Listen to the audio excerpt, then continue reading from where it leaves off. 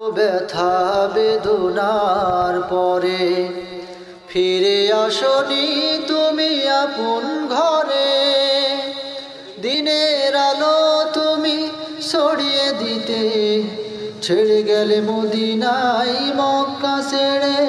হে রাসূল তোমাকে ভুলি আমি কেমন করে। হে রাসূল তোমাকে ভুলি আমি কেমন করে।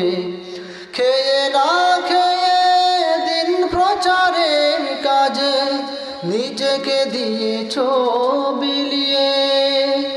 তাইফের কাফিরেরা চিনল না সে আলো, দুষ্টু ছেলেদের পিছু দিল লেলিয়ে। খেয়ে না খেয়ে দিন প্রচারের কাজে নিজেকে দিয়েছ বিলিয়ে। তাইফের কাফিরেরা চিনল না সে আলো, দুষ্ট ছেলেদের পিছু দিল লেলিয়ে। পাথরের আঘাতে ক্ষত বিক্ষত হয়ে সারা শরীর থেকে রক্ত ঝরে। হে রাসূল তোমাকে ভুলি আমি কেমন করে। হেরার গুহায় তোমারই ধ্যান, আসমান থেকে নামে আল কোরআন। হেরার গুহায় তোমারই ধ্যান, আসমান থেকে নামে আল কোরআন। ভাঙলো সবার ভুল তোমারই পরে, আসলে কোরআনের ছায়ার তলে। খালিদ ওমর আলী আবু বকর ইসলাম ঝান্ডা নিল যে তুলে। আল আমিন তুমি ছিলে যে সদা সকল মানুষের তরে। হে রাসূল তোমাকে ভুলি আমি কেমন করে। হাজারো ব্যথা বেদনার পরে ফিরে আসনি তুমি আপন ঘরে। দিনের আলো তুমি ছড়িয়ে দিতে চলে গেলে মদিনায় মক্কা ছেড়ে। হে রাসূল তোমাকে ভুলি আমি কেমন করে। আলহামদুলিল্লাহ, আল্লাহ রাব্বুল আলামিন কোরআনের ভিতরে বলেছেন, ولا تلبسوا الحق بالباطل وتكتموا الحق وأنتم تعلمون।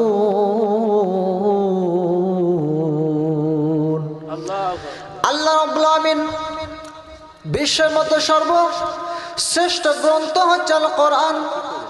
এই কোরআনের ভিতরে বলেছেন, ও দুনিয়ার মানুষ, ওয়ালা তালবিসুল হাক্কা বিল বাতিল ওয়ালা তাকতুমুল হাক্কা ওয়া আনতুম তা'লামুন।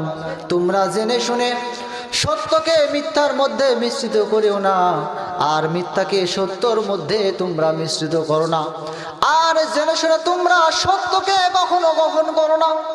আল্লাহ রাব্বুল আমিন সূরা আল বাকারার 41 নম্বর আয়াতে স্পষ্ট করে বলে দিলেন, ও দুনিয়ার মানুষ, আপনি একটিবারের জন্য লক্ষ্য করে দেখেন, আল্লাহ সুবহানাহু ওয়া তাআলা আমাদেরকে দুনিয়ার বুকে পাঠিয়েছেন শুদ্ধ ইবাদত করার জন্য। আল্লাহ কোরআনে বলছেন, খলাকুতুল জিন্না ওয়াল ইনসা ইল্লা লিয়াবুদুন। আল্লাহ রাব্বুল আমিন বলে দিলেন, ও দুনিয়ার মানুষের জেনেরা, তোমাদেরকে দুনিয়াতে পাঠানো হয়েছে শুধু আমার ইবাদত করার জন্য। তোমরা যে যেখানে থাকো না কেন, নামাজের সময় যখন হয়ে যাবে তখন তোমাদের অবশ্যই করে আল্লাহর জমিনে সালাত কায়েম করতে হবে। আপনি একটিবার জন্য লক্ষ্য করে দেখেন, আমরা মুসলমানের সন্তান, কোনটা সত্য আর কোনটা মিথ্যা আমরা নির্ণয় করতে পারি না। আল্লাহ সুবহানাহু ওয়া তাআলা সূরা আল বাকারার মধ্যে কত সুন্দর করে বলে দিলেন, ওয়ালা তালবিসুল হাক্কা বিল বাতিলি ওয়া তাকতুমুল হাক্কা ওয়া আনতুম তা'লামুন। ও দুনিয়ার মানুষেরা রে, তোমরা সত্যকে মিথ্যার মধ্যে মিশ্রিত করো না, আর মিথ্যাকে সত্যর মধ্যে মিশ্রিত করো না, আর জেনে শুনে ওই সত্য কথাকে তুমি গোপন করো না। সুবহানাল্লাহ। তাহলে আপনি লক্ষ্য করে দেখেন, আমরা মুসলমানের সন্তান, আমরা কোনটা সত্য আর কোনটা মিথ্যা এটা আমরা নির্ণয় করতে পারি না। আজকে আমরা মুসলমান, সত্যের মধ্যে মিথ্যা আর মিথ্যার মধ্যে সত্যকে আমরা মিশ্রয় করে ফেলেছি। কিন্তু আল্লাহ তাআলা বলছেন, তোমরা জেনে শুনে সত্যকে গোপন করো না। আমরা মুসলমানের সন্তান, জেনে শুনে যদি সত্যকে আমরা গোপন করে ফেলি, আল্লাহ সুবহানাহু ওয়া তাআলা কাল কিয়ামতের মাঠে আমাদের জাহান্নামে ফেলবেন। এই জন্য যেটা সত্য চিরজীবনের জন্য সত্য, আর যেটা মিথ্যা চিরদিনের মতো মিথ্যা। মিথ্যা কখনো সত্য হতে পারে না, আর সত্য কখনো মিথ্যা হতে পারে না। যারা দুনিয়াতে সত্যর আশ্রয় নেবে, আল্লাহ রাব্বুল আলামিন তাদের ক্ষমা করে দেবেন, বলি সুবহানাল্লাহ। আর দুনিয়ার বুকে যারা মিথ্যাকে বরণ করে নেবে, মিথ্যা কথা বলবেন, সব সময় মিথ্যার মধ্যে নিমজ্জিত থাকবে, এদের অনিবার্য ধ্বংস হয়ে যাবে। কেননা আল্লাহর নবী 63 বছর হায়াত পেয়েছিলেন। এই 63 বছরের মধ্যে একটিবারের জন্য তিনি মিথ্যা কথা বলেন নাই। এই জন্য আমরা সেই নবীর উম্মত। আমাদের জীবনে আমরা যদি মিথ্যা কথা বলে থাকি, মহাপাপ কাজ আমরা করে ফেলেছি, এখন থেকে আমাদেরকে সতর্ক অবলম্বন করতে হবে। আমাদের জীবনে আমরা আর কখনো মিথ্যা কথা বলবো না, সত্যের মধ্যে মিথ্যাকে মিশ্রিত করব না। এইটা যদি করে থাকি তাহলে আল্লাহ রাব্বুল আমিন আমাদের কবিরা গুনাহ দেবেন। আল্লাহ তাআলা সূরা হজের ভিতরে বলেছেন, ওয়াস্তানিবু কাউলাজ জুর। ও দুনিয়ার মানুষ, তোমরা মিথ্যা কথা বলো না। দুনিয়াতে যারা মিথ্যা কথা বলবে, আল্লাহ রাব্বুল আমিন তাদেরকে ঘৃণা করেন, ভালোবাসেন না। ইন্নাল্লাহা লা ইয়াহদিহি মান হুয়া মুসরিফুন কাযাব। আল্লাহ সুবহানাহু ওয়া তাআলা সমস্ত দুনিয়ার মানুষদেরকে জানিয়ে দিলেন, ও দুনিয়ার মানুষেরা রে, দুনিয়ার বুকে যারা মিথ্যা কথা বলবে, আমার আল্লাহ তাআলা তাদেরকে কখনো হেদায়েত দান করবেন না। তাহলে দুনিয়ার বুকে যারা মিথ্যা কথা বলবে, আল্লাহ তাআলা তাদের কখনো হেদায়েত দেবেন না। তাহলে আমাদের সমাজে মিথ্যাবাদী বেশি আছে না কম আছে? কথা বলেন, কম না বেশি? বেশি। যারা মিথ্যা কথা বলে তারা হেদায়েত পাবে না, এই কথা কে বলেছেন? আল্লাহ। ইন্নাল্লাহা লা ইয়াহদিহি মান হুয়া মুসরিফুন কাযাব।